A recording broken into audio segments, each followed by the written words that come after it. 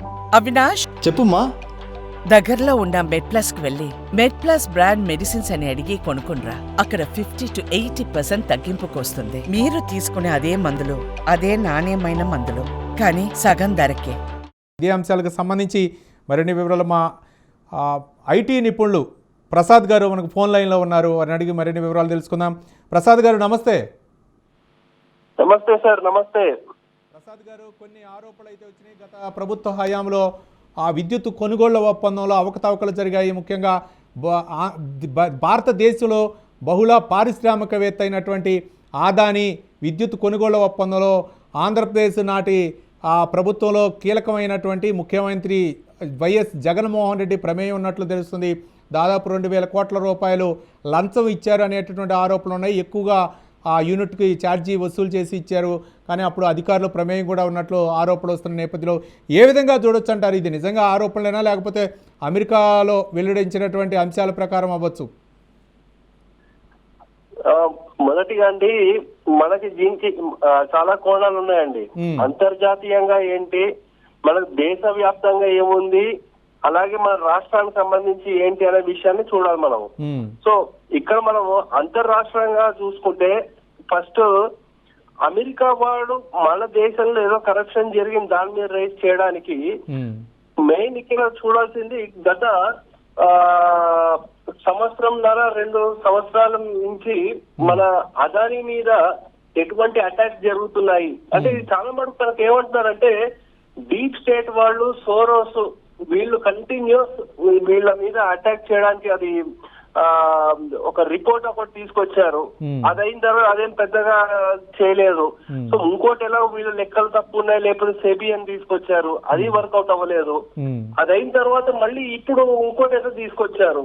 So ఇక్కడ మనము ముఖ్యంగా చూసుకోవాల్సిన అంశం ఏంటంటే అండి, టైమింగ్ ఇంపార్టెంట్. సో ఇక్కడ మనకి ఎప్పుడైనా సరే మనకి పార్లమెంట్ సమావేశాలు ఉన్నప్పుడే వస్తున్నాయి ఇటువంటిది ఒకటి.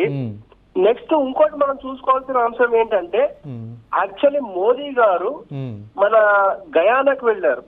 సో గయానా ఎందుకు అంత ఇంపార్టెంట్ అనేది కూడా మనం చూడాలన్నమాట. యాక్చువల్ చూస్తే ఇప్పుడు గ్లోబల్ ఎక్స్పాన్షన్ లేకపోతే చైనాని ఎదుర్కోవడము లేకపోతే వీళ్ళ డీప్ స్టేట్ అంటే మనం ఇక్కడ చూడాల్సింది ఏంటంటే defence, oil and gas, pharma industries US లో ఉండేవి ఏవైతే ఉన్నాయో వాటిలో ప్రమేయం ఎక్కువ ఉంటుంది. వాళ్ళే ఈ యుఎస్ గవర్నమెంట్ నడిపిస్తున్నారు, బైడెన్ గారి ప్రభుత్వాన్ని నడిపిస్తున్నారని చాలా స్ట్రాంగ్ ఇది వచ్చే అలిగేషన్స్. ఇక్కడ ఏంటంటే ఈ మనకి ఆయిల్ అండ్ గ్యాస్ వచ్చేసరికి గయానాలో చాలా ఎక్కువ రిజర్వ్స్ ఫైండ్ అవుట్ చేశారండి.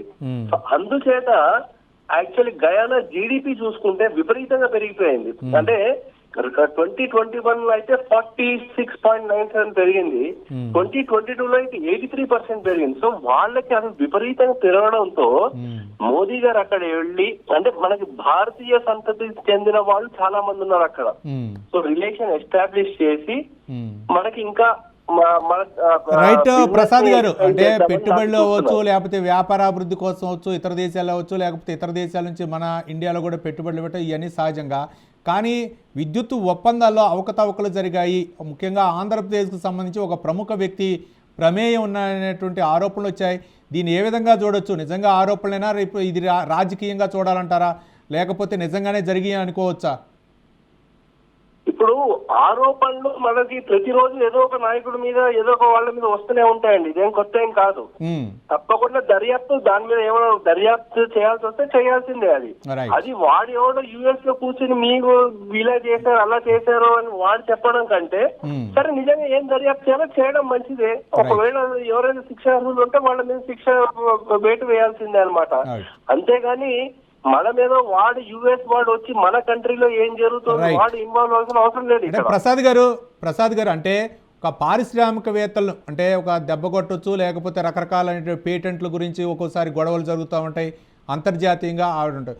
అట్లాంటి వ్యూహంలో భాగంగా లేకపోతే అదానీపై ఆరోపణలు అనుకోవాలా, లేకపోతే నిజంగానే విద్యుత్ కొనుగోలు ఒప్పందాల్లో లంచాలు ఇచ్చారనేటువంటి ఆరోపణలు ఎంతవరకు వాస్తవం అనుకోవచ్చు?